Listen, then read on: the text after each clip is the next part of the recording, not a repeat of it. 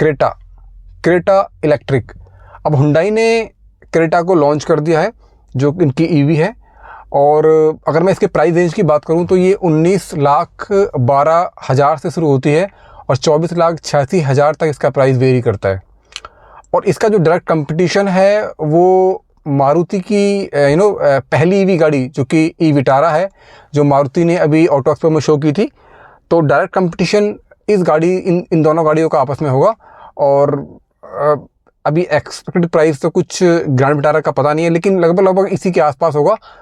तो इस वीडियो में हम आगे करेंगे डिस्कस कि ऐसी क्या 5 चीज़ें आपको ई विटारा ऑफर करेगी ओवर क्रेटा। देखते हैं अपनी वीडियो में आगे।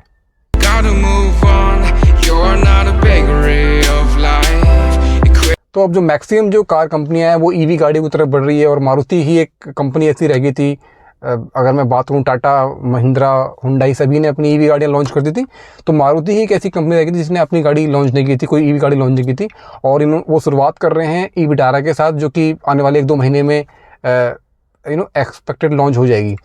तो क्या ऐसी 5 चीज़ें जो आपको ई विटारा में मिलती हैं और आपको हुंडई क्रेटा में नहीं मिलती हैं? जी दोस्तों, तो सबसे पहला अगर मैं बात करूं तो एलॉय व्हील। अगर अभी जो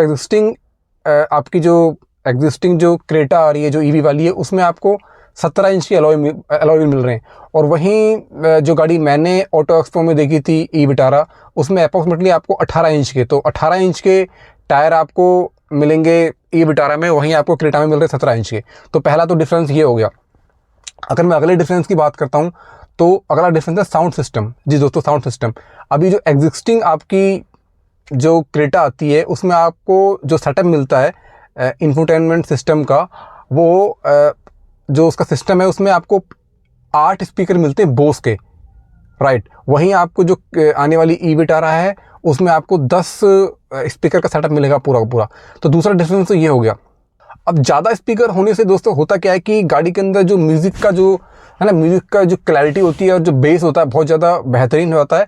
एक आपको जो एक्सपीरियंस मिलता है म्यूज़िक का वो ज़्यादा बेटर मिलता है। जितने ज़्यादा आपकी गाड़ी में स्पीकर होंगे अच्छी क्वालिटी के, उतना ही अच्छा आपको म्यूज़िक का आउटपुट मिलेगा।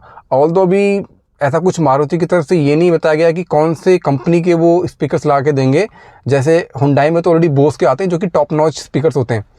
तो बाकी देखते हैं कि ई विटारा में स्पीकर कौन से मिलते हैं। पर हाँ, ये तो है कि ज़्यादा स्पीकर दे रहे हैं वो लोग, तो जो म्यूज़िक आउटपुट है वो बेहतर ही होगा क्रेटा के मुकाबले। ऐसा नहीं है कि क्रेटा खराब है, क्रेटा का तो ऑलरेडी बहुत अच्छा है, लेकिन उससे एक स्टेप ऊपर ही होगा वो।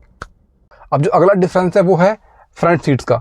जो क्रेटा अभी आ रही है, जो ईवी क्रेटा है, उसमें आपकी जो दोनों सीटें हैं आगे वाली वो 8 वे इलेक्ट्रिकल एडजस्टेबल हैं। 8 तरीके से आप उनको इलेक्ट्रिकली एडजस्ट कर सकते हो। वहीं जो ई विटारा आ रही है उसमें आप सीटों को 10 वे 10 तरीके से आप उनको एडजस्ट कर सकते हो। लेकिन देखने वाली बात यहाँ पे ये है कि आप खाली ड्राइवर सीट को कर सकते हो ई विटारा में, को ड्राइवर सीट को नहीं कर सकते हो, जबकि वहीं क्रेटा में आप दोनों सीटों को कर सकते हो।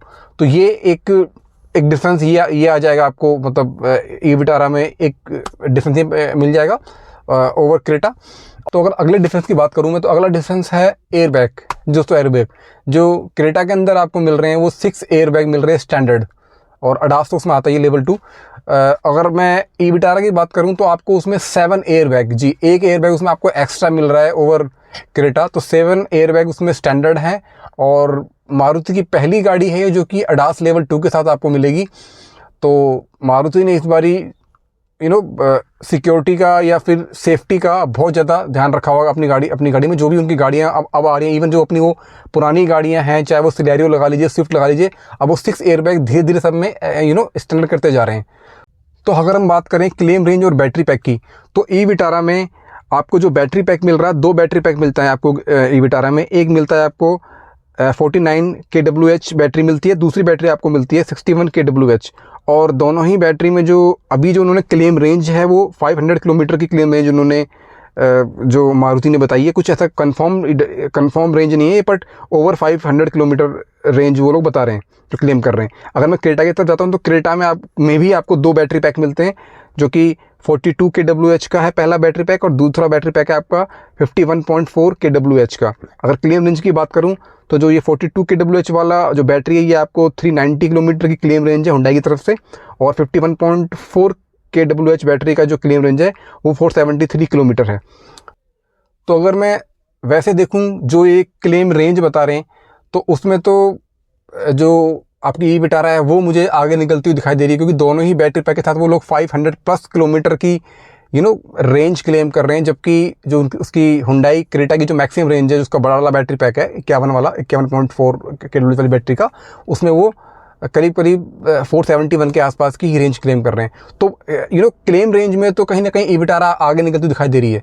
और अगर मैं बात करूं पावर ट्रेन्स की या पावर आउटपुट की, तो ई विटारा की जो 49 kWh वाली बैटरी है, वो जो मैक्सिमम पावर निकालेगी वो 144 PS की, और टॉर्क निकालेगी मैक्सिमम वो 192 न्यूटन मीटर का टॉर्क निकालेगी। वहीं इसकी जो बड़ी वाली बैटरी है 61 kWh की, वो जो पावर आउटपुट निकालेगी वो 174 PS और टॉर्क निकालेगी 192 न्यूटन मीटर का टॉर्क निकालेगी। और ये सारी फ्रंट व्हील ड्राइव होगा।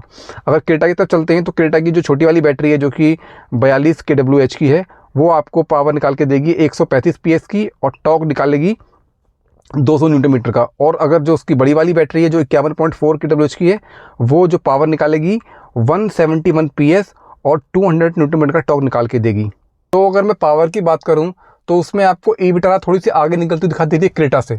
और अगर BHP की बात करता हूं मैं, और अगर मैं टॉर्क की बात करूं तो उसमें आपकी जो आपकी क्रेटा है वो आगे निकल रही है ई विटारा से। तो बाकी दोनों ही गाड़ियाँ फ्रंट व्हील ड्राइव हैं, और तो इतना कुछ मेजर डिफरेंस नहीं है। 8-9 न्यूटन मीटर का टॉर्क का डिफरेंस है, और इतना ही डिफरेंस थोड़ा 5-7 BHP का डिफरेंस उनके पावर आउटपुट में। तो पावर में तो खैर दोनों गाड़ियों में उतना डिफरेंस नहीं है।